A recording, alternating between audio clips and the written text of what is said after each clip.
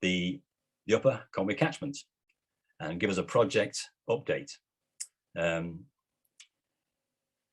He's been the National Trust Upper Conwy project manager since 2015, but his background has been of working in the uplands and has a strong belief in taking action to improve access to the countryside and to promote nature conservation.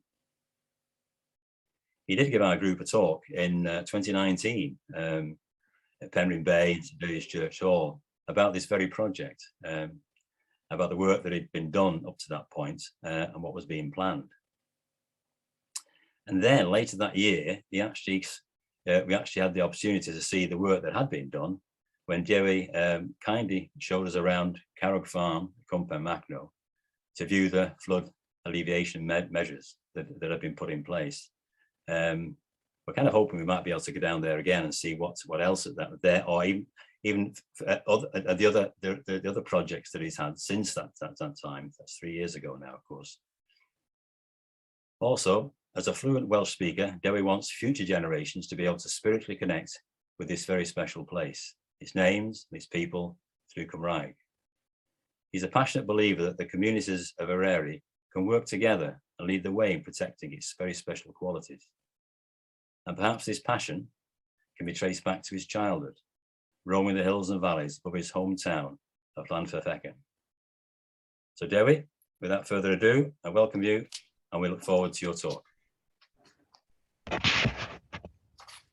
Diolch yn fawr. That's a very kind introduction there, Mark. Thank you very much.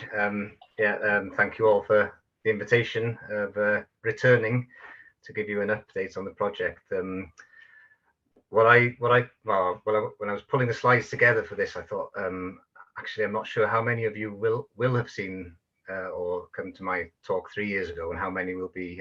This will be brand new to you. So I'm going to do a quick recap.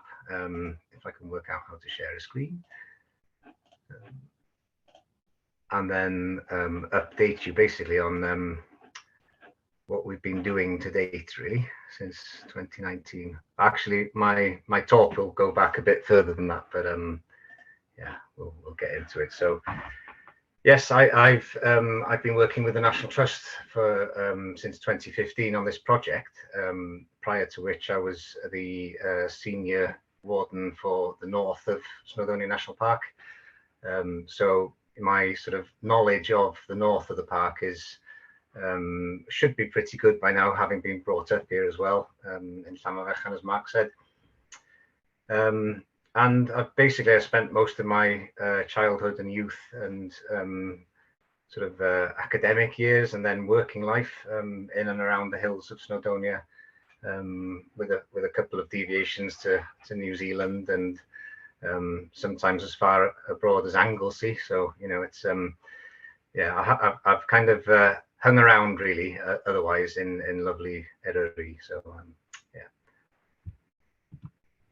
So the catchment, this particular project is a landscape scale project. So which is really difficult sometimes to pinpoint in one place. So we go for the Upper Conwy Catchment project, and I'll come to a couple of slides in a minute which explains why we haven't gone for the entire catchment of Conwy, mainly to do with areas of influence and areas of impact that we think we can make a difference on the ground, really. So but in a nutshell, it's a landscape scale project, and it's to do with improving, as it says, the quality of the environment and the heritage. So quite cliched, I suppose, that strapline, but it's quite difficult to distill a project of this scale really into a nice one-liner or two-liner. So, but in essence, it's working with local communities. Be that the people who actually own or manage the land, beyond the National Trust ownership of land, we still have, we have tenanted farms, we have private land ownership in the catchments as well, and all sorts of people like yourselves, the sort of stakeholders, as it's probably not quite a nice term to call everyone, but it's a kind of a catch-all in terms of who we work with to get things done. And for their benefit as well. So it's not just to get work done in nature and climate sort of restoration, if you like, or resilience building. It's for people as well. So I enjoy doing what I do, and I know that other people would as well. So the drivers behind the project for the National Trust, so that top wheel there is a strategy that we have in the National Trust called Land, Outdoors and Nature. I think it began in 2015 or thereabouts, and it takes us to 2025. But I would argue that those principles, each of those sort of functions of land, if you like, around that wheel, they'll continue forever, effectively. And then we've got another wheel. Everyone loves a wheel. So the Wellbeing of Future Generations Act, it's a unique act in Wales, and that's kind of the driver behind a lot of these. Most things that happen in public sector or charity sector or any organisation or institution in Wales at the moment, you can basically trace it back to the Wellbeing Act. So that's the driving force behind things. So those two things really. I did have quite a corny way of joining the two wheels together by putting a bike frame around it, but for some reason I've lost that from the presentation. Those of you who've seen it before might remember that the two-wheeled bike of Upper Conwy. Just in terms of context, where we are and who's doing similar things to us, I suppose. We're the only Riverlands project. Now, Riverlands is a National Trust programme across the National Trust in England and Wales at the moment. There's a view to expanding to Northern Ireland as well, and other parts of England and Wales. There's a second kind of phase which goes beyond the one that's identified there on the slide. But we are the only one in Wales currently, and we've been part of that Riverlands family for quite some time now, since 2016 probably. And just that brings a kind of a strength in depth, if you like, of skill sets and people working towards the same goals. So but zooming in to the Upper Conwy, so this is the entire Conwy catchment. So the entire Conwy catchment actually is 6% of the area of Wales, whereas the Upper Conwy, and by Upper Conwy I mean everything on that map that flows from the south and arrives at Bettws y Coed. So that's the catchment we're talking about, and it's 3% of Wales. So it's not an insignificant area of land really. In terms of within the National Trust, it's covers twice as much land as is actually owned by the Trust in Wales as well. So that's by working in partnership, we've got bang for our buck really. We can go way beyond what we own. Some of the principles and drivers and legislation that drives a lot of our work with our partners are listed there. So playing our part, land and nature. Now the Lawton principles, I think yourselves might be sort of familiar with these. They're the sort of bigger, better, more, and joined up. So when you're talking about habitats, that's the sort of the gold-plated aim really is to get those habitats that you have in much bigger than they actually are now, better quality, and more of them, and that they're joined up as well, certainly in terms of climate resilience. And we're not shy of sort of designations either. What isn't there is the fact that it's most predominantly in the national park. So the right hand side just next to that farmer with the staff there is the only bit that isn't in the national park in Snowdonia. So quite a high level of designation across the whole landscape. So zooming in again, we're looking at the blue boundary there. The blue line is actually the catchment boundary for the Upper Conwy. You could just about make out Bettws y Coed there in the centre sort of top. So as I said, every river, every catchment or tributary that flows into Afon Conwy to the point that it gets to Bettws y Coed is actually included in our project area. So that's quite a vast area. Certainly if you're standing on the summit of Moel Siabod, that's pretty much the only way you're going to see all of it. So you're talking about the sides of the Gladerau and up towards Gwern Gorfisa farm in Conwy Valley as well, up towards Ogwen, all the way up to the Mignaint, the Crimea pass over to towards Festiniog, so the whole Lledr Valley is included. And then to the east, then you're going towards Cerrig-y-Drudion, Pentref is included, and the tops of Nebod that way as well. So quite a massive area to be working in, really. So, but you sort of come to terms when you're working on a landscape scale that you can only do what you can do at any given time. So we do tend to focus in areas in the project and hopefully demonstrate for other areas within the project and beyond, you know, what's possible. So the other interesting thing about this map is the fact that it shows the layers. So the orange layer is National Trust owned, and then the green layer is NRW Forestry. NRW, Natural Resources Wales, are a key partner and have been since the beginning with us, really. You know, they're driven by the Wellbeing Future Generations Act and the Environment Act. So, you know, we're really well aligned with lots of their multitude of remits, actually, because of course they used to be the Countryside Council for Wales, Forestry Commission, and the Environment Agency, and it's all rolled into one in Wales, certainly, and that's really beneficial to us as a partnership, really, because we've got all those remits coming together. So one-stop shop, really. Just a quick recap of what our project aims are. There's only 3 of these, and don't worry about the text, but it's basically, I would sum that up as nature, people. I'll leave it on for you, for those keen ones of you. So bridging the gap between health and the environment is the sort of corny cliche line there that we came up with. So that people have access, not just in terms of physical access, but are able to understand more and learn more and share that, value that heritage of the landscape. And then the third one is climate, so nature, people, and climate. So resilience, basically, and sustainability. So you know, we've all seen the scenes like this. Worse, it's always sort of sticks in your mind when it's more recent, but you know it's going to happen again. And with a changing climate, we're going to have to build some more resilience against that kind of thing. So I'll take you back to the beginning, really. This is about 2007, I'm led to believe, way before my time, before I was born even.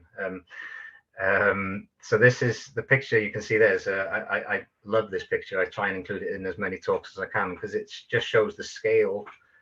So each of those little orange dinky toys on the landscape there, they're all diggers. So and it's basically putting dams in ditches or grips. So man-made ditches on peatland and uplands are known as grips. So and they were put in by for various reasons. This is a Sputty estate, so this is the Mignaint above Ysbyty-Ifan, and that was previously owned by the Penrhyn estate. So he wanted the successive sort of Lord Penrhyns wanted to dry out the land for the sake of grouse shooting and improved shooting for his whatever it would be, sort of a Sunday passion of blasting birds. So yeah, they began a program of land drainage at that point, and it continued, but for different reasons. When the trust, well, after the trust took over in 1951, I think, from the Penrhyn estate, it continued for the improvement of grazing land, so drying off to get more sort of dry heath species and better pasture, really. But of course, there's some downsides to opening up and drying out a peatland, as we probably all know by now, hopefully, in that loss of carbon, also increased sort of flood risk as well downstream. If each of those ditches is removing water from that landscape at the rate of knots, then you're going to be in big trouble downstream. So, so the carbon side of things, that sort of loss of carbon, if you like, because these blanket bogs are a key store of carbon and a sequester of carbon. And certainly if they're draining away and they're losing peat, then they're losing carbon. The other side of sort of peat or blanket bogs is the habitat, of course. So you know what sort of species it can support as well. So this is a kind of a capture of or a representation of all the ditches that were blocked up to, this is only up to 2015. So different funding streams, basically different bits of money coming in at different times. So the just off top centre there is Llyn Conwy. So that's the source of Afon Conwy, and then the green swathe going up to the top right of the image is Ysbyty Ifan. Basically, that's the valley going down, and Afon Conwy heading down. So yeah, it just shows the extent of all those lines of ditches. They're not the dams that block the ditches. This quite a hefty amount of work happened in those 10 years, really, or less than 10 years. So just a quick sort of where we are with that, really. The map, the bottom there, you can hopefully make out Llyn Conwy as well. A familiar shape there. Just in terms of the conditions, and I've just included this to illustrate that we're not quite there yet. And we know this, there's an awful lot of work still to be done to get our habitats on the National Trust's Mignaint, so get them up to standard, up to a favourable condition.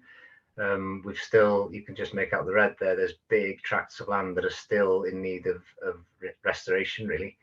And that can be blocking ditches or gullies even, and restoring peat hags, and removal of sort of wind-blown conifers and rhododendron and invasive species.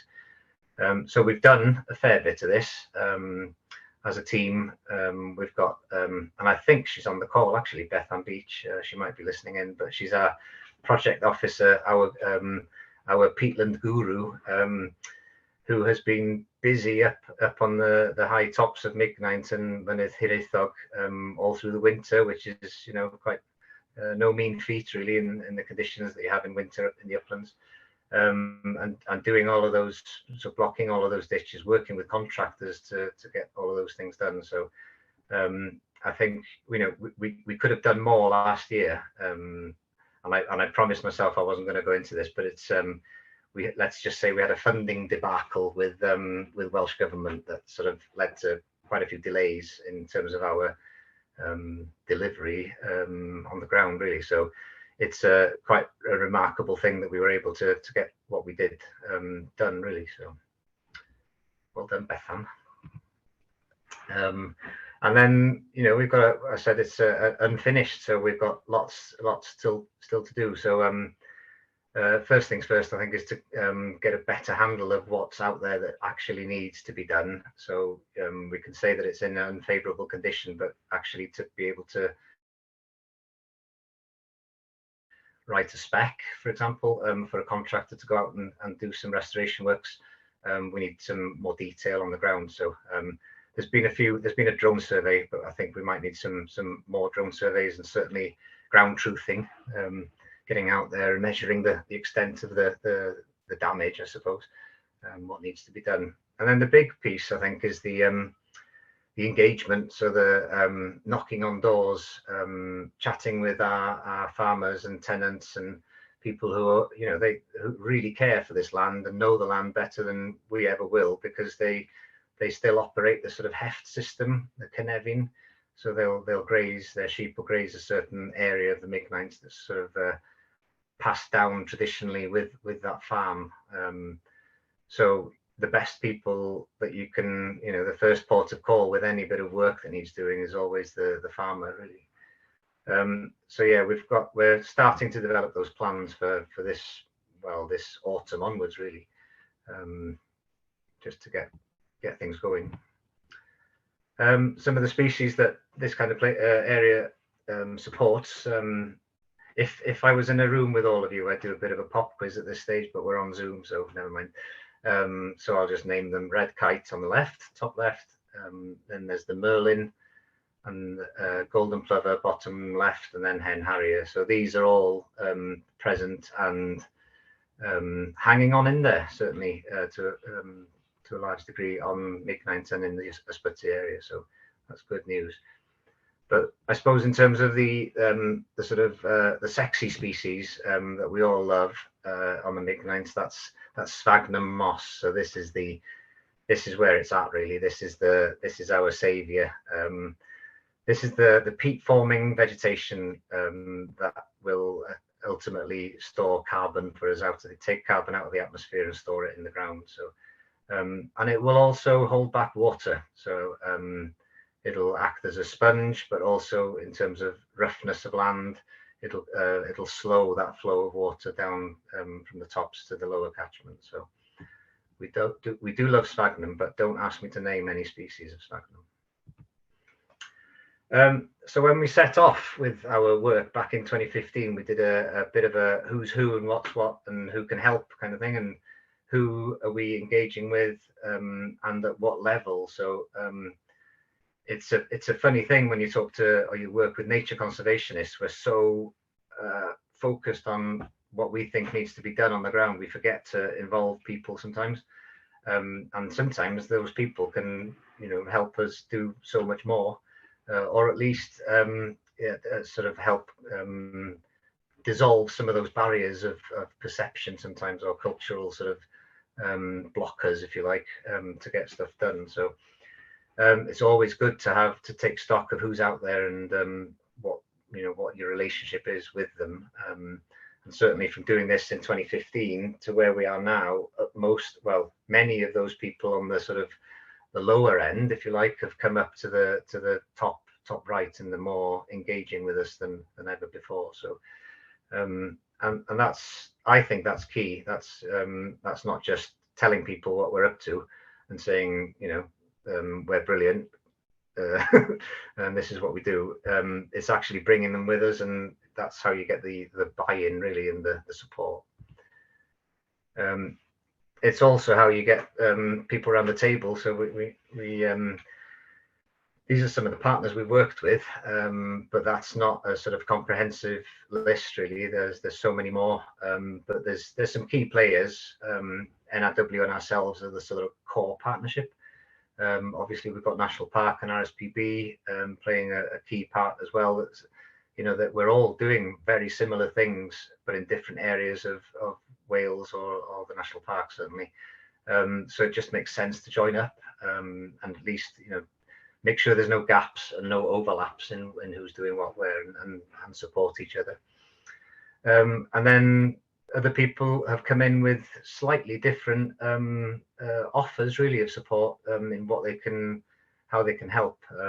So Conwy Council, their sort of rural leisure service, wanted to link up with us in terms of exercise referrals, so getting people who had been poorly and under their GP referred to do some outdoor exercise. So that was an interesting one. It still is, actually, and very successful. So we're working with them. We've bought a load of electric bikes, e-bikes, the Conwy Council are using up in Llynbrennig, and they're taking people who wouldn't normally go out to those environments out as a sort of a led group. So yeah, and teaching them about some of our work as well. So there's a definite buy-in there ultimately. I mentioned some of the tributaries, and I've already mentioned Avon Conwy.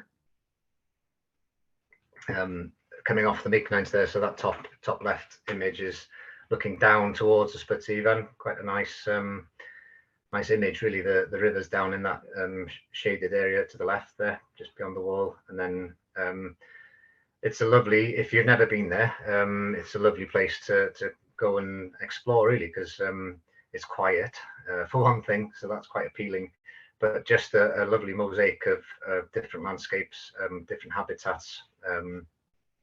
Not all, it's not perfect in terms of what our ambitions would be, but it's it's a pretty good example for elsewhere, certainly in the National Trust and in other areas of the UK, really, of what a good landscape can look like. and how much nature it can support as well. And then the familiar outline bottom right there's so the opposite end of the catchment. So that's Avon Lligwy, going up towards Llyn, which you can just make out beyond that white pony there. And then Tryfan obviously is the silhouette. Again, I'd have asked you if I was, in a room with you all, I'd have quizzed you on which mountains you could see, but I'll have to tell you. And then Afon Machno. So this obviously Pen Machno and Cwm Pen Machno sit in the Machno Valley.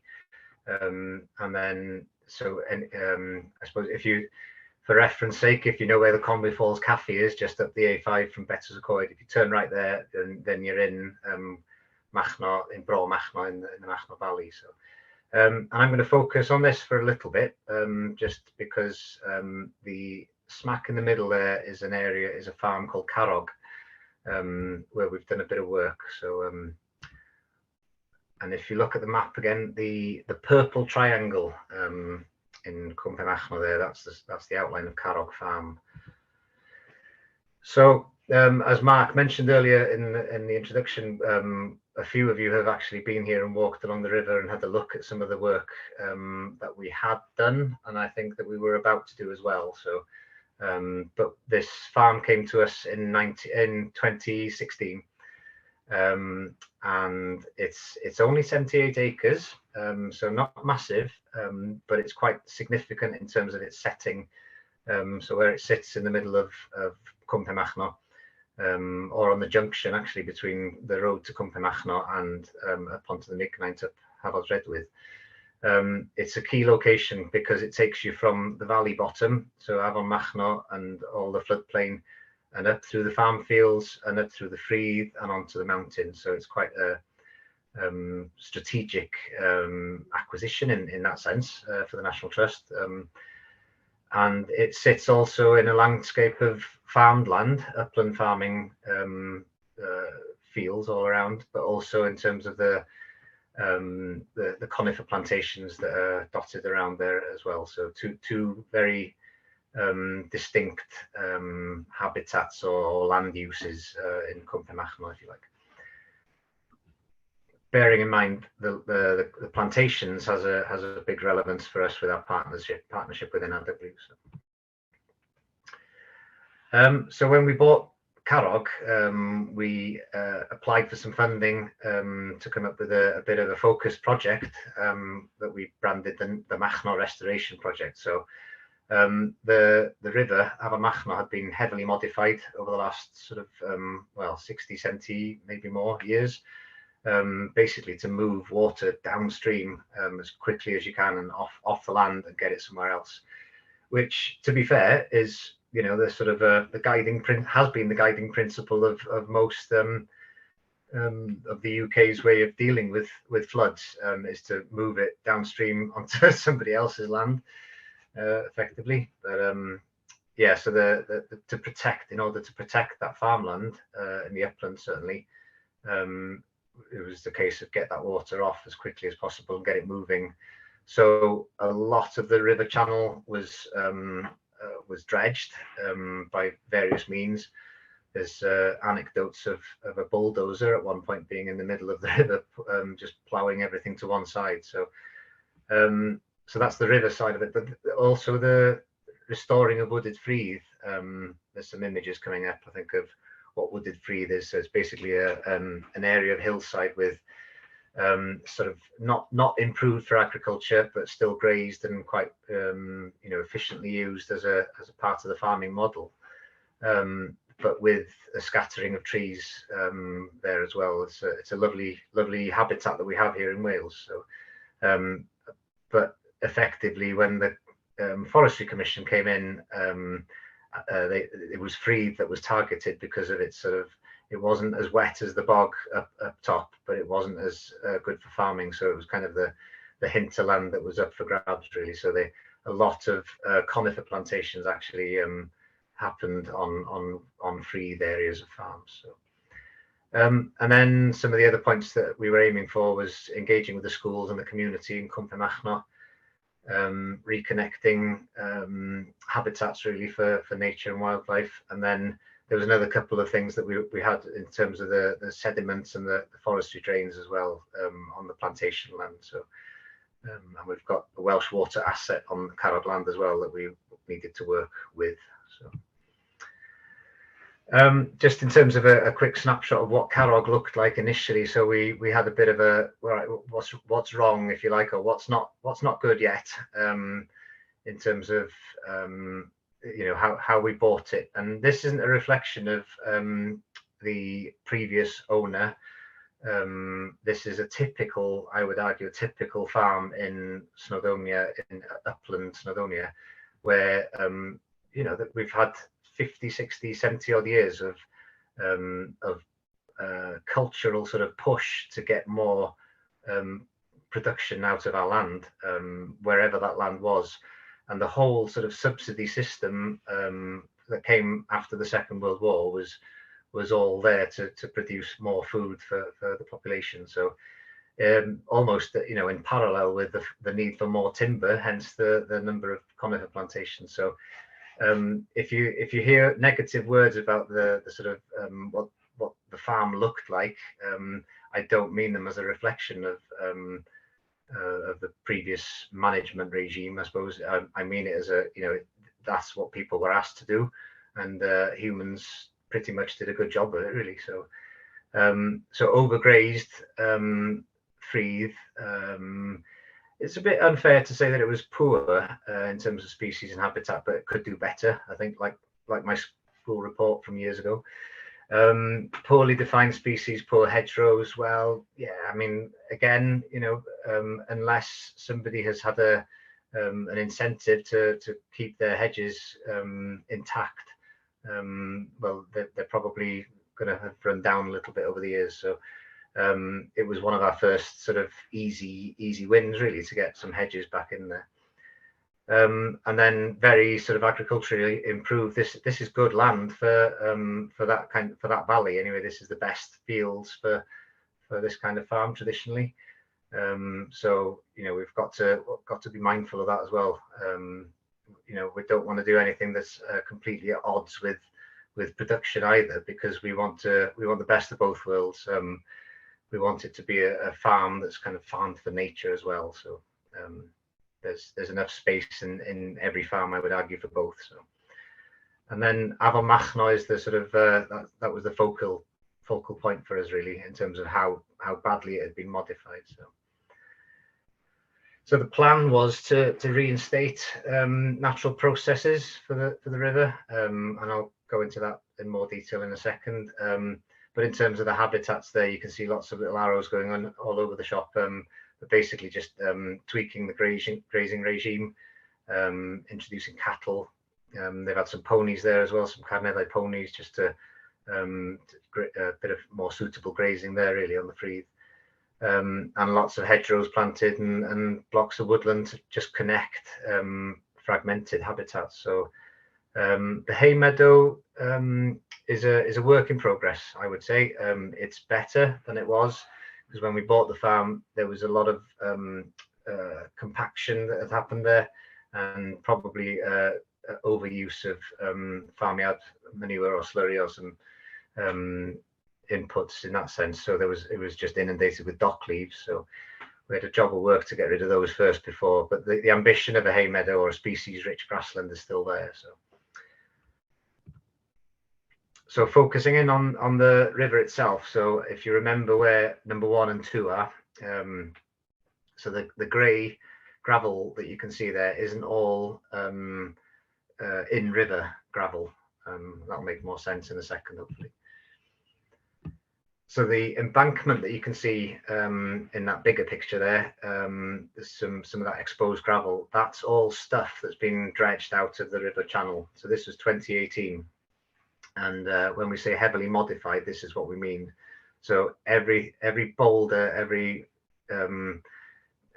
bit of gravel that you can see in that mound there, bearing in mind there's 2,500 tons of gravel, was dredged from the river and dumped on the side there. And to me, that wasn't an embankment. That was just somewhere to put gravel, because if you wanted an embankment, you'd put it on the other side.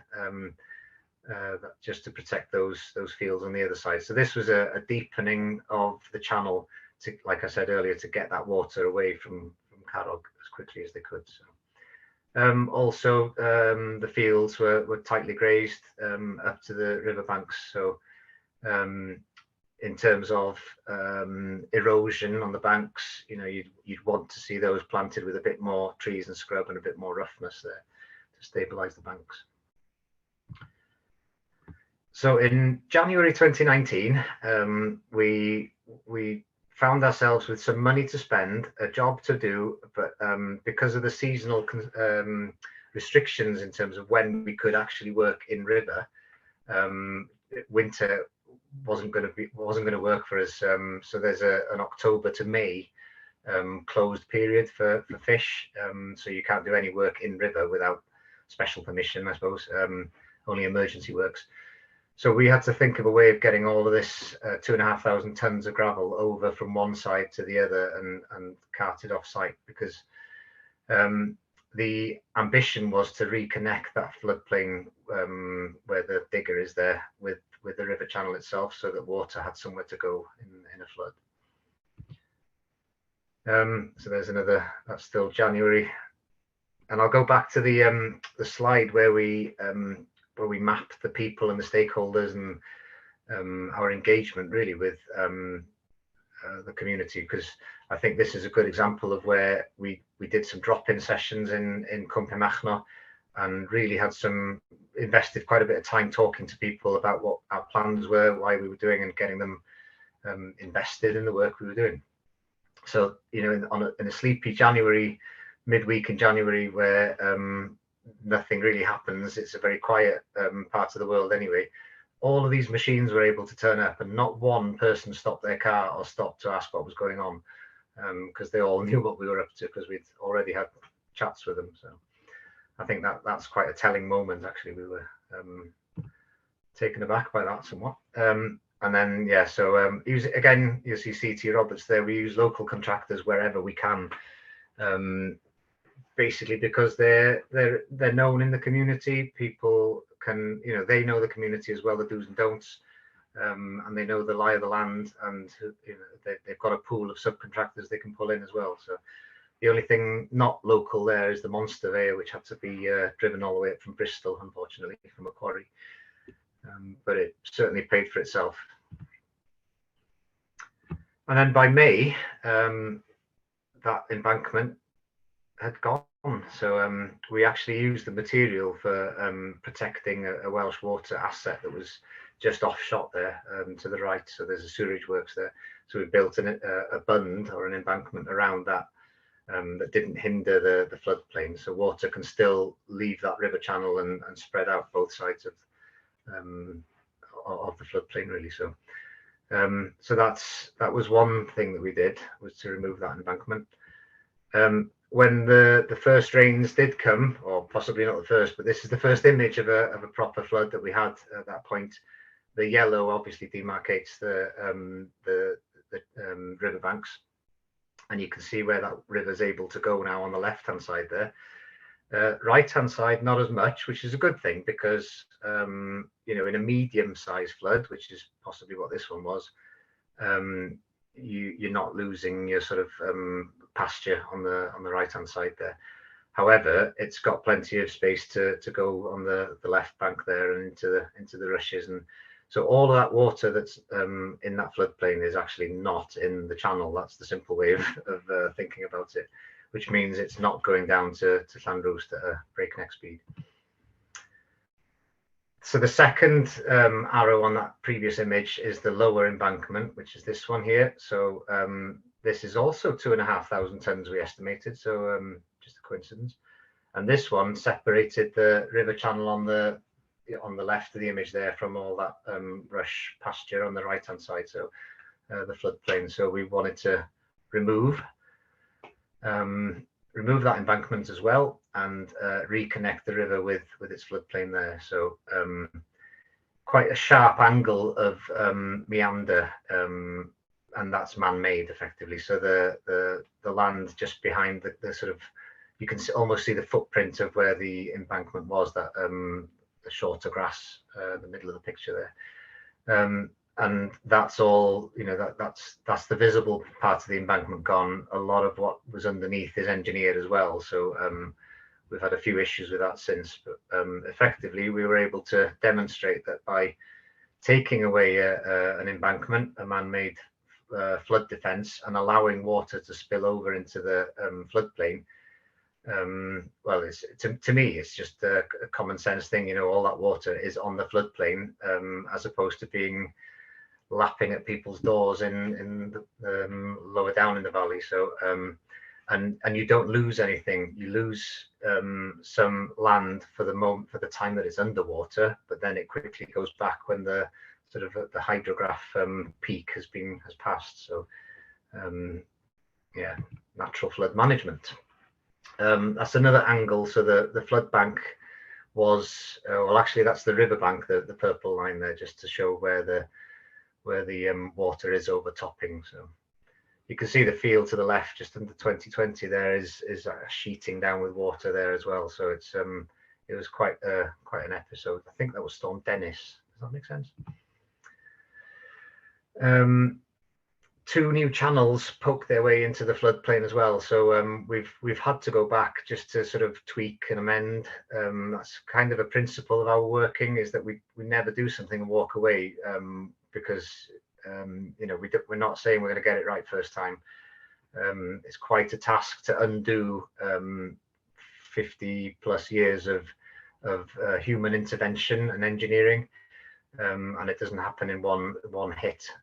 So the footing that you can see there, the rocks at the bottom left, that's a solid engineered construction with bentonite engineering clay binding it all together. So the river doesn't stand a chance unless you help it in a little way. So and we've placed gauges along the floodplain as well, just to these are maximum level gauges, so there's a few of them dotted around the floodplain, just to see where the maximum level of flooding actually occurs, and you can extrapolate from those figures then in terms of the area times the times to get to a figure of volume really that that floodplain can store. So we had some big events in 2020, so, weather-wise also.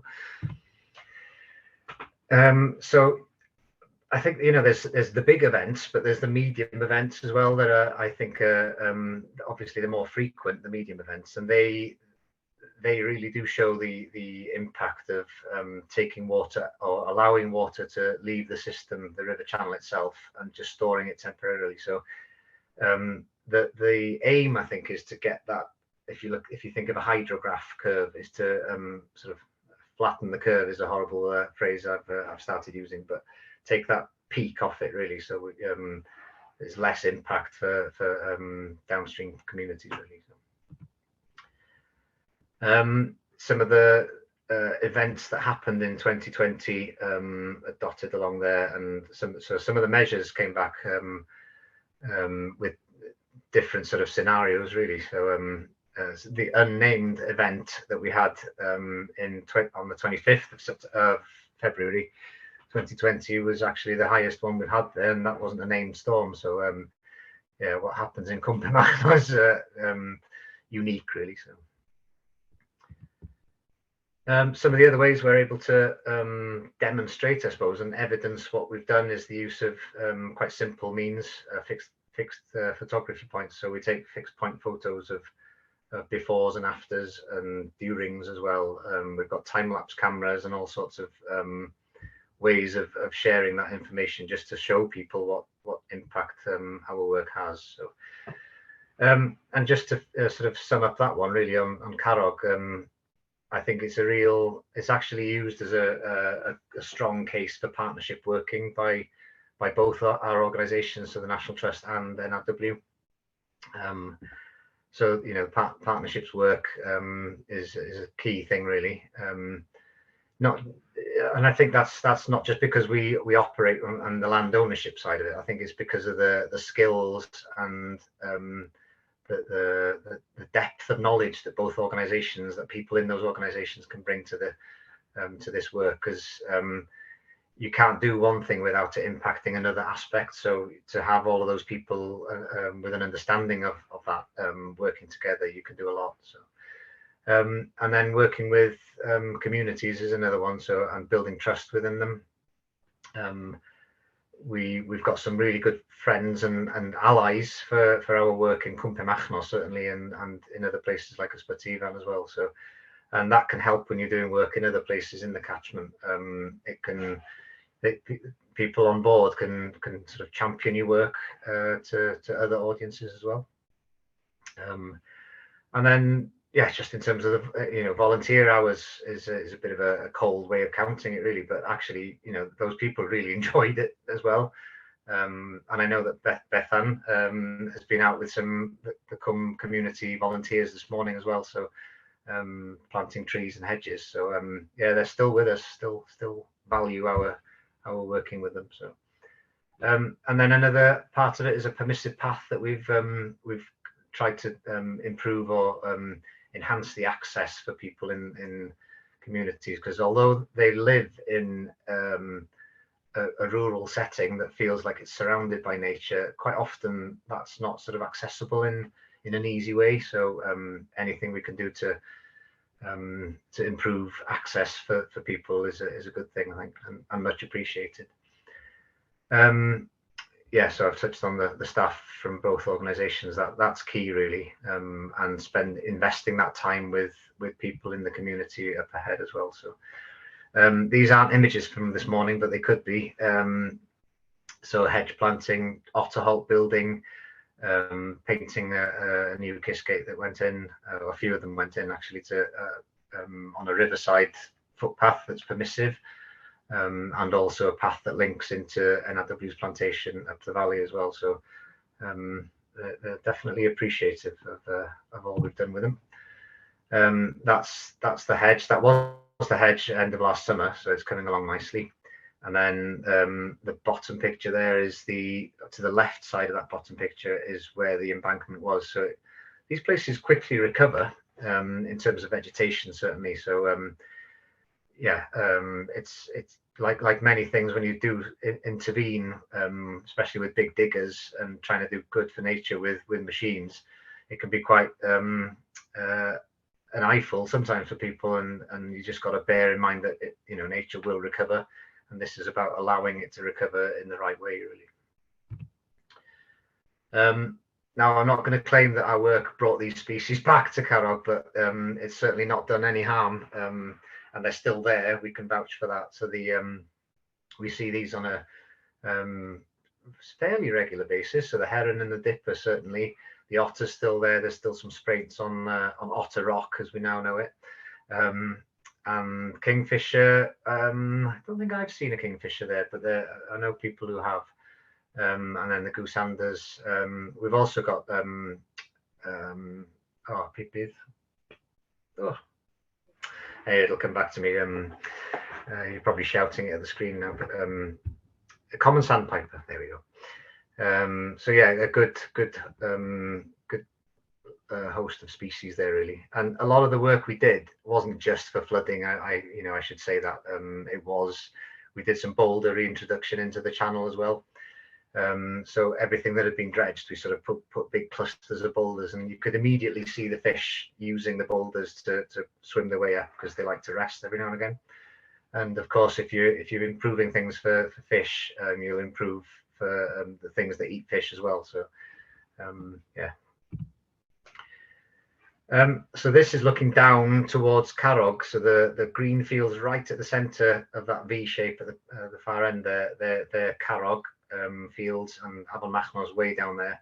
Now we're standing on the roadside at Hafod Redwydd, so surrounded by conifer plantations, and this is the other aspect really, was not just the 78 acres of Carrog, but as a partnership we could change land management beyond boundaries of National Trust and into NRW land. And if the timing works with felling plans, and certainly does with things like larch, in terms of the reduction policy because of Phytophthora, so we're able to bring bring vast areas of conifer plantation into new management, really. So that whole hillside there that you're looking at, and up to and including the larch that are still standing, was felled, and that's all been planted up with native broadleaf wood now. So so that will certainly change things for that valley there. So the left of that fence is that felled area of plantation, and the right hand side is basically what we mean by wooded freed. So lots of bracken, lots of scrub trees coming up, and fantastic for things like fieldfare, redwings, cuckoo even in the spring. Yeah, so a really good habitat, a wooded freed habitat, and that's kind of the vision we have for most of the freed in Conwy Valley, is bringing it back to that sort of thing. Still grazed, grazing is an important part of it, but this sort of mosaic of glades and scattered trees here and there. So this is quite a recent image. This is from last week. So the quad bike and the machine in the foreground, there's a post knocker, and it's putting in fence posts. So we fenced out a compartment there on National Trust land in order to plant it with a scattered sort of scattered trees on the free there. So that's just to illustrate that machine, that post knocker is actually bogged down. So it's just to illustrate it's not the easiest of land to work on quite often, but they got it out thankfully. And then looking across the valley there, so we have two contracts concurrent. That machine there is linking a footpath from the farmland to the left and into what was the forestry plantation. So that's again, creating new access for locals there as well, or for anyone really. So yeah, we've had a lot going on of late. And that's looking at the footpath just to the left of the white hat there. That's Sarah, who works for NRW. She's a key person in the project really. And so Beth and myself and Sarah sort of, we're the ones who brainstorm these things and somehow get it done. And we're looking at the path there before it's surfaced with gravel. But that picture was just taken for the sake of logos, so for comms. And then moving catchment. So that was Carrog and the Machno project. But that's not all that happened, certainly in the last couple of years. And I feel certainly quite guilty when I claim this one really, because the people in the image that you can see, one of them's probably Bethan in a high vis somewhere. But whilst I was 85% of the staff for the National Trust were furloughed during the beginning of the pandemic, but because Bethan's role is seconded from NRW, she was able to carry on, and same with Sarah. So between them, they did some fantastic work in Dyffryn. Now that's obviously Snowdon in the background there. So the farmhouse up on the right hand side is Dyffryn, just above the road between Capelcurig and Penygorid. So this is Avon Nantagorid, and it's quite badly eroded, so the riverbanks have been washing away here as well. So we were doing a bit of work, the Royal We, to reprofile some of these riverbanks so that there's less erosion happening there. And the water's got somewhere to go in a flood event. It can rise and fall gently as opposed to eating away. So yeah, lots of good work done there. And then once that bit of work is done, the best thing you can do really is to fence off the riverbank and plant trees for stability's sake. So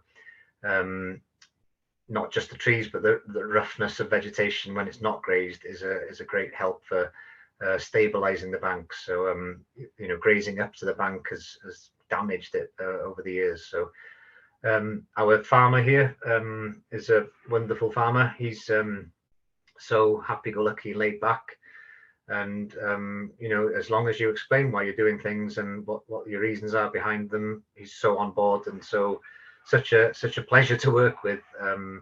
So he was quite happy that we were putting in new fences that that would enable him to continue to graze the better land, and he was more than happy to see the riverbanks and the stream banks fenced off and planted. So That's looking. So this is Avon Nantagurid in the foreground in the grasses here, but looking across the catchment, you've got the Frimumdir farmhouse, and that shows the sort of progression from a farmed field, valley bottom, up through the better fields and onto the free, then where the bracken is, and up onto the mountain. But not sure if you can make it out, but there's just below the farmhouse in that field to the left, there's some white dots. You can kind of make them out. I know where to look, but basically they're trees in cages. They're individually planted trees, so that's to get more trees in the landscape, and that enables grazing to continue on that land as well. So yeah, it's good for nature and for farming as well. So. Some of our ambitions in future, and we've started with some of these already, so some of the feasibility behind them. So we've got more to do in Nantagurid and on the Coletor as well, which is up above Ysbyty. And we've got some works just downstream of Plas y Brenin as well in Bryn Engan, so that's natural flood management. There's an embankment that you can make out right at the middle of that top right picture. That's a man-made embankment. So the idea is that we remove that as well and allow that water to flow into that floodplain in the event of a flood. So, and as I mentioned, going back to the beginning, really, peatland restoration is key. That's a sort of a big thing for us in the project and in Snowdonia as well. Certainly the National Trust across Wales is to get our peatlands in good order, not just in terms of what it does for carbon and floods, but certainly in terms of habitats and species as well. We're working quite closely with the RSPB, for example, with curlew, habitat restoration for curlew. So that's going quite well. It'd be really interesting to see how some of the what curlew does in some of the areas that we've been working on over this winter as well. So we'll know soon, hopefully. And then access improvements and exercise referral. So that's the e-bikes again. I think we just look to expand and work a bit more with Conwy on that one, and take them to new and exciting places. So that again, this is the Frimumdir, and the river bank on the left of the image there is actually peatland that's eroding.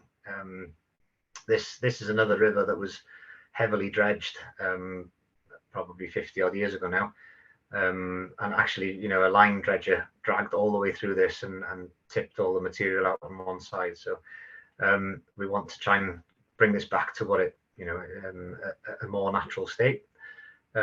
Working with a farmer on the opposite side who is a private landowner. So the National Trust owns one side and the other side is private. And he likes the look of what we've done in other places, what Beth and Sarah did in other parts of that river, and has asked us to help him on his side as well to stop that erosion there. So you can just make out there's a lump of peat in that pool there, just bottom left of the picture. So there's lots of lumps of it that have just come off, really, so sort of shearing it off every time there's a flood. Not good, really. So hopefully we can rectify that this spring, summer. So Bryn Engan, downstream of Plas y Brenin, I mentioned. So the embankment that was from that aerial photo. If you this is the car park of the Bryn Tyrch pub in Capel Curig. Obviously, don't park your car when it's like this. The river channel is on the left there, and it basically just inundates the car park and the field when it's in a big flood. So looking over towards Bryn Engan, that's, if you were to remove that embankment, I think you would see certainly lower levels of flooding on this side of the river. So good news for the people who own and use the land on this side. So that's something we're still looking at the moment in terms of the design. So all of that area in blue would be a potential for allowing floodwaters in again. Quite interesting as well is that it's actually a really nice habitat as it is. It's fed by other streams coming in, so it's a nice wetland bog habitat on Maya. So we're just in discussion at the moment whether how to go about reintroducing river from the main channel without destroying what's already there, without impacting what's already there, and is good for nature anyway. So yeah, so quite an interesting conversation, that one. So that's just that's what it looks like now. The embankment is like you know, the previous image where I said nature can recover quickly. This one certainly has. It's probably been dredged and placed there decades ago, but apart from a slight rise in the ground, you wouldn't know it was there. So we would be looking to breach that somehow. Obviously, that requires a bit of design and thinking behind how the water would then leave that river system to enter the floodplain. So, that's just a pretty picture I put in the top one. So this is somewhere, this is NRW land called Mynydd Cribau, and that's Moel Shabod framed by the conifers there, and the Carneddau in the background. So this is a potentially a good area of bog and peatland, but it's hemmed in by conifer plantation at the moment, and it hasn't been grazed. So we were, you know, part of our work over the winter was to enclose this. So we've contracted a fencer to put 2.5 kilometers of fencing around so we can put cattle up there to get it better managed. And one of the issues there was fire. Lots of Molinia, that sort of that tussock there is very fire prone, and it's, you know, a couple of dry weeks or months and that would be tinder dry again, and it has burnt previously as well. So we need to get cattle or perhaps ponies in there at some point to keep that vegetation healthy and better for the species as well. Those conifers incidentally have just been felled as well, in terms of that. They're self-seeded, so we don't want conifers on a blanket bog, so they're part of the project is to remove that kind of thing. And then there is Bethan on the Mignite on the right hand side there. She's got a peat probe in her hand to measure depth of peat up there, and that's the making of a film that we did a couple of months ago. Alex, the cameraman there, on a fine day on the Mignite. So heading towards a dam that was put in about 5-6 years ago, probably. I mentioned the collector. So this is another interesting one where the top, if you look at the top left image, the channel where it is now has actually jumped out further upstream. It used to be on the left hand side again, where that where those willows are and the rushes are there. So the farmer's actually quite keen that we help them with some bankside reprofiling again. So tackling that erosion, so that the image on the right hand side there is looking downstream at a similar point, but upstream there's a nice well, historically it would have been a flood meadow, so we're looking to introduce some breach points there to take some of the pressure off the main channel downstream. So that's one for the spring as well, so I'll have to come back and update you on that one. And that's me. Sorry if that went on a bit. Not at all, Dewi. That was fantastic. Thank you very much indeed. Yeah. Thank you. If you want to kind of stop sharing, we can think. I'll say a few words before we start working out if anybody has any questions they'd like to ask you. Thanks so much for sharing such remarkable good work. It's fun. I mean, and communicating it so well. I mean, it's almost as though we were there watching it happen and kind of seeing the results of it all. It's fantastic. And I think communication is a key, isn't it, really, in some respects? You talked about nature, people, and climate change, and you kind of covered all three almost in equal measure in some respects. In fact, you can't if you don't carry people with you, and you said something like thinking. You respected thinking of what people did in the past because that was what they thought was right.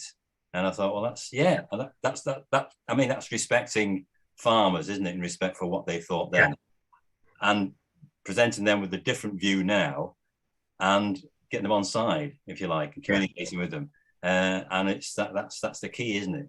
And I think that is really so important, isn't it? Really, and at the end of the day, flooding, nature, you didn't mention rewilding in any of that stuff, but in some respects, it is kind of rewilding the areas around where you've worked, haven't you? Yeah. Yes, on a very small scale, in local scale in that sense. We're very careful, as you might imagine, to how and when we use that phrase. Certainly with some communities, but it's just restoring, I think, or enabling natural processes is a better way of. Certainly with rivers, I think you can talk about them in those terms, and it's much safer ground to be winning people over sometimes. Fair enough, that's fair. Yeah, I appreciate that. If anybody's got any questions, you can either put them in the chat, or if you want to put your hand up, either virtually or come on screen and show your face and put your hand up. I will apologise for going over. I think I did go over a fair bit there. No, you're fine, Dewi. Am I okay? Kate's got a hand up. Kate's got a hand. Do you want to unmute yourself, Kate? Hello. Okay. Hello, Dewi. Hello. And Bendigedig, really fantastic, and really interested in the reprofiling and the before and after. Really, very exciting to see that developing.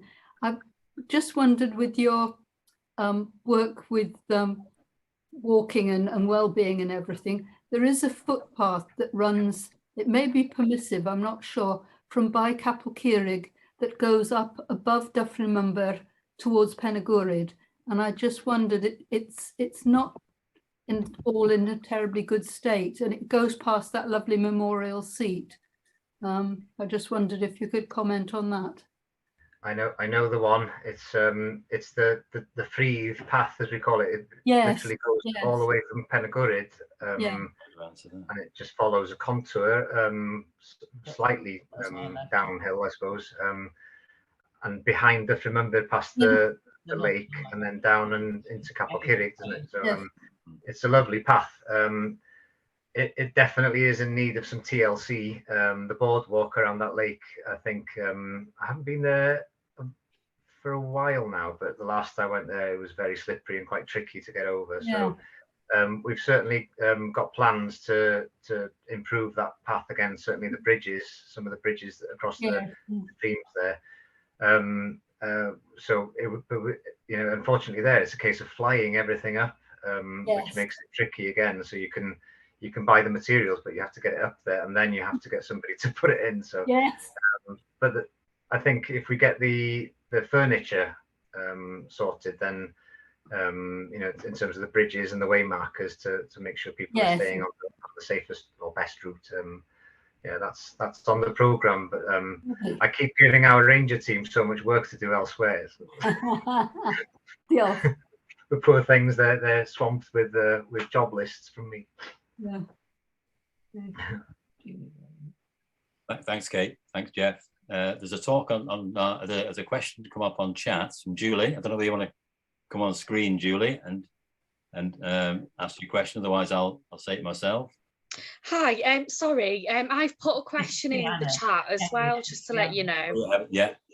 Do you want to ask it yourself then? Is that you, Rihanna? Rihanna, yeah. What it is, do you work for the National Trust more than the North Wales Wildlife Trust, from what I gathered in the presentation? I work for the National Trust. Right, okay. And also as well, I just wanted to say that I'm not really that Welsh because I live near Mold. I don't really live, proper in Wales, but Ysbyty Ifan, what is that in English, if you know what I mean? What's the name of Ysbyty Ifan in English? Yeah, in English. Ysbyty translates to hospital, doesn't it? But Ifan is a name, a person's name. So. And that's by Blind Eye for Syniog, is it? Or eventually you could get through Ysbyty Ifan to Festiniog over the tops there. Right, okay. Thanks for letting me know. That's all right. I'm not proper Welsh, you can see, can't you? If you go on the National Trust, if you Google Ysbyty Ifan National Trust, it'll bring up some good information about walks in that area as well. So. Yeah, because I knew what Ysbyty means because I did do Welsh in school. It's just the other bits I'm not fluent. That was all. Yeah. Well, I'd love to give you the history of how it was named, but I'm not that clued up on on that side of things. Thanks, Joanna. Thank you. That's great. Julie, do you want to ask your question? Could do. To how people are getting a bit fed up with people coming in to buy land in Wales, large amounts, buying farms to put trees on, and it's all the sort of carbon trading credits.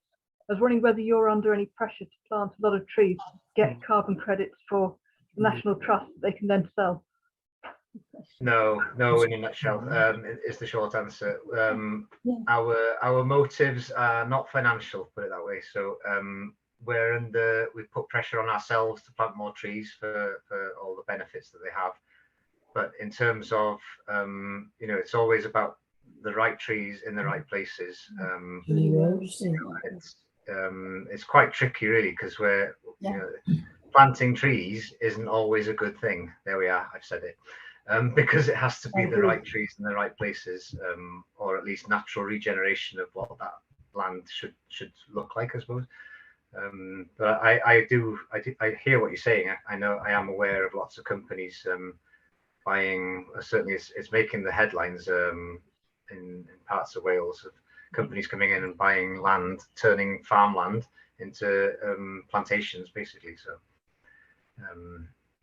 I mean, there's some sort of misconceptions as well with some people. I remember talking to people who had actually bought a farm in Penmachno only in the spring, I think, and they wanted to farm for nature, and they were all enthusiastic about it. And so I said, "Oh, come for a walk. I'll have a look." And Gemma, our ecologist, came along as well, and we were walking along this lovely sort of wet meadow.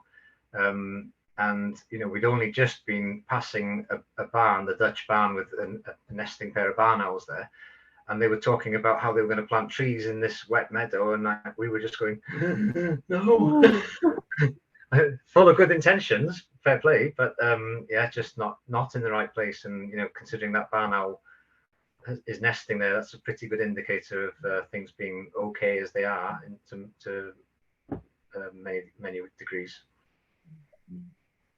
So yeah, it's a tricky one, but yeah, I know what you're saying about that one, the trees. Okay, Julie, thank you. There's somebody. It's a iPad, I think. Media iPad. Do you want to ask a question? Yes, she's put a camera on. Put your camera. That's it. Maybe introduce yourself. Heather Davis. Oh, Heather Davis. Oh, I didn't right, hello. recognise you. Hello. Thank you, Dewi, for your talk. It's very interesting. I watched you with my husband. Sorry, I'll just turn this off.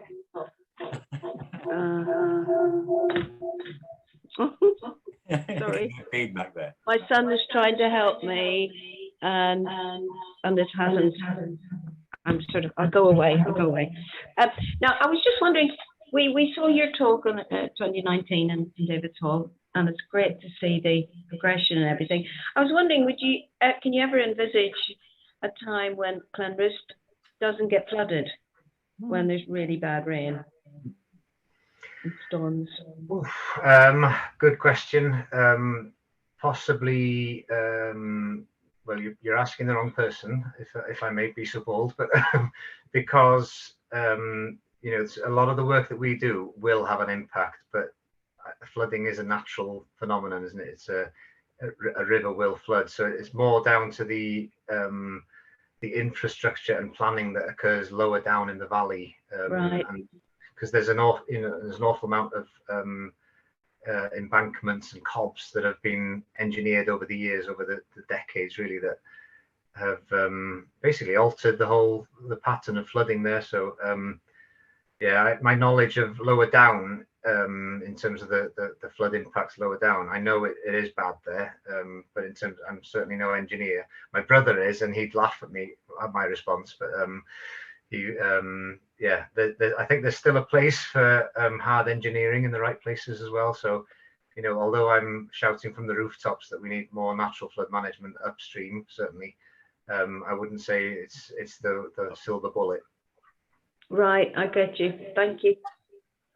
Thanks, Dewi. Thank you. Just comment. I don't think there's any more people wanting to ask a question, but a comment from Mike Mosey. Thank you, Dewi, for covering this so well. It's a brilliant project and an example of what we should be aiming to copy elsewhere. I guess it is being. You talked about the Riverlands projects. Are they similar projects? Yeah. There's, it's not just the National Trust and NRW that are doing it. I am aware of, the flood management or natural flood management projects happening here, there, and everywhere. Whether it's wildlife trusts or river trusts or RSPB, even up in the lakes there. So it is happening, but the sort of interventions might be slightly different. I was sitting on, I think it was a talk a couple of weeks ago by Snowdonia National Park, Rhys Owen, who works there, and he was talking about a scheme down in Dolgella area, hedge planting basically, and that was the sole focus of it, was planting hedges across contours so that it sort of slows the flow coming down hillsides. So there's lots of different examples of tree planting as a way of doing it as well. So we're trying to use what's appropriate for each site really. So bank reprofiling wouldn't work everywhere. Removing embankments might not work everywhere. But we're trying to just take a look at what's going on in a certain place and coming up with a solution. Yeah, I guess it's horses for courses, really, isn't it? It's what's required in each particular area. I guess. And again, going back to the people side of it, it depends what that where those people are in that community, or whoever owns the land, what they're up for. Exactly. They might be completely against what we're doing. So hopefully not. Yeah. Hopefully not. Yeah. Well, what would you do if that happened? How would you approach that if across a farmer that really didn't like it, what you were saying? You would. I'll be careful here. take a cake on my door, spend time with them basically, and also I think what's helped us is that farmers, it's a small circle, isn't it? Everyone talks to everyone. Wales is small, Eryri is even smaller, and the farming community in Eryri is even smaller still. So they're all connected, which is a nice thing. So you've got to build relationships with one here, there, so that it's sort of they champion your work for others, I suppose is the best way. The example I showed in Dyffryn Mumbyr was a good one, because the work that we had done on NT land, on the National Trust land, was the opposite bank to the privately owned. And he approached us. He watched us for months, and made sure that the work we were doing there had actually worked. So, but yeah, there's and from that, then he's sort of vouched for us, I suppose, to other people that we, we're hopefully they think we can be trusted, and that we're not out to sort of trash their heritage or their livelihood. Because they're not. No. That's yeah. It's kind of setting an example, isn't it? Really, about what you're doing, and people can actually they can see it and see the result. Exactly. Yeah, that's got to be fantastic. Visual. Yeah, absolutely. Yeah, and it's that's really good. Well, that's Peter's got his hand up. Oh, Peter, Robert, Peter. Yeah, I'm here. Go on then. Go for it. Yeah. Just a quick one. The people who bought the farm, did they take our advice and not plant trees? In Carrog. In Pembrokeshire, wasn't it? Yeah, the tenant was coming in. I was talking about this earlier with Mark. I think about just after your visit, there was a tenant who came in, a tenant farmer there. So are you asking about the area that was fenced out that we were proposing to plant trees? Is that? No, you took them. You went for a walk on the farm and had a nice marshy area where they were going to plant trees. Oh no. Oh, sorry. Yeah, another one. Sorry. Yeah. No, they haven't planted trees. No, they haven't. As far as I know, I think they were quite appalled with themselves for coming up with that notion. I'll pay them another visit actually, because they've got nice sort of different habitats there. That, they've got some ditches actually that I advised that they blocked as soon as they could. Yeah. No, they haven't planted trees, so that's good. They got it. Good. Yeah. Thank you very much. Oh, Chris, I almost got the question right. Thanks, Peter. I was in Carrog. Yeah. I could be anywhere. There's a lot of thank yous. I think people have learned a lot from your talk, Dewi. They've found so much. I'm just going to there's someone who lives. I found that so interesting as they live in the next row of cottages up from Carrog. I remember seeing all the heavy machinery going past when the main work was done. It has certainly worked pretty well opposite my cottage, as the flooding is minimal now. Brilliant talk. Pat, that's Pat Dearman. Thank you. Oh, thank God you said that, Pat. That could have ended badly, couldn't it? Really? Oh, I am glad. That's good. No, the good, excellent. And Well, Maureen was asking if there's anything we can do to help. That's right. Yeah. Is there volunteering opportunities? Yes. I mean, that's a good question. Actually, I think we just if you get in touch with me after this, Mark, maybe we'll organise something. There's always stuff to do. It's just a case of where people are available to do it and what they're up for doing, really, as well. What I usually do is that after a talk, if that's okay, I'll send a follow-up email to everyone that's booked and everyone that's been here, and I can put in a few contacts on there for people to get in touch with. If that's that you can pass those on, and then they can take them as they want to. Okay. Perfect. Additional information, additional contacts. That'd be great. Just reading through it anymore. I don't want to keep you too long, David. No, I'm okay. Okay. Anybody else there? There's very complimentary things. So reassuring to know the work that you're all doing. Yeah. I was just going to say that I do some outdoor volunteering with the North Wales Wildlife Trust. You know, in Mice Haven and Hendra near Denby, I've done some volunteering there. So, yeah, I've enjoyed, doing some outdoor work as well. Yeah. Thanks very much. It's really rewarding, isn't it? Yeah, no, it is, because I was referred by Mind, and ever since I've really enjoyed, being with them. Being outside and being with other people. That's great, isn't it? Fantastic. Yeah. Doing good for nature as well.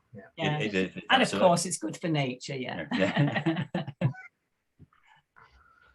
That's fine. It's so reassuring to know that you, Bethan and Sarah. Yeah. I don't know whether doing such positive work makes it just three of you. That's fantastic, really. Three of you. No, well, this is it. Yeah, that was my next point. Really, as a catch-all. Really, there's an awful lot of us behind the scenes doing. I'm sure there are.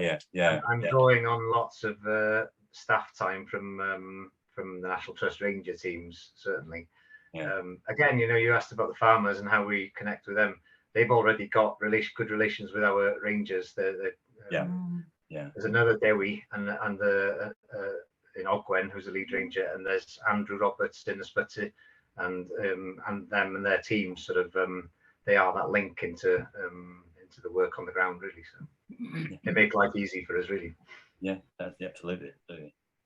I think that's possibly. Have you got any question? I was just going to ask, Dewi, is anybody recording the increase in wildlife that may be happening through the work that you're doing? Any records? Well, good question. That was the intention, and then a virus came along, didn't it, and spoiled everything for everyone. So I think we need to revisit that. The idea was to get some sort of citizen science, isn't it? So that people from Cwm community can actually walk along and do some of the photo points for us and do some data species records and that kind of thing. So, and the same with the maximum flood gauges as well. If after a storm event, if they could go and do that as well. So at the moment we're doing it all ourselves, kind of thing. But I think it would be great if people, took ownership in a way of that as well. So. Yeah. Great what you're doing. I mean, it was great when we saw it, when we came to visit you. It was fantastic then. It's lovely to see it now. Absolutely. Maybe we will get a chance to actually come and see as it is now, possibly. Maybe we can make some arrangement for people who want to go and have a look at that. We can arrange some kind of event down there now that we're allowed to get out and about and do things. You know what I mean? That'd be fantastic. Well, certainly, just get in touch. Yeah, absolutely. You've got my email address. Definitely. Well, I think if that's all right with everybody else, we'll thank you. We'll thank Dewi. I'll thank Dewi for actually doing this. It's fantastic. But I think we've kind of praised him enough. I think now his head's big enough. Yeah, enough. Go to my head. And Bethan too. Seeing And she's Beth, on I think here. Bethan's here too. Maybe if Bethan wants to. Beth, just She wants to put a do you camera on. want to put your Maybe camera she on, just wants Bethan, to. just to show you? I say hello. Hello. Evening. Good evening, everybody. Hello. Hello, Bethan. Fancy meeting you here. Well, yeah. What did you Yeah. think, Bethan? Is it any? It's you seeing She's frozen. You've frozen a little Oh, bit. you're frozen, Bethan. No.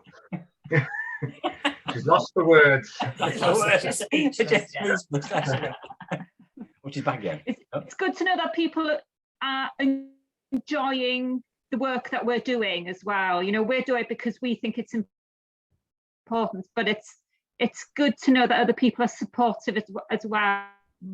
Everybody. Good. Fantastic, yeah, Fantastic, and we yeah. all are. We Very all good, are. yeah. Many more than are here. I know that, and so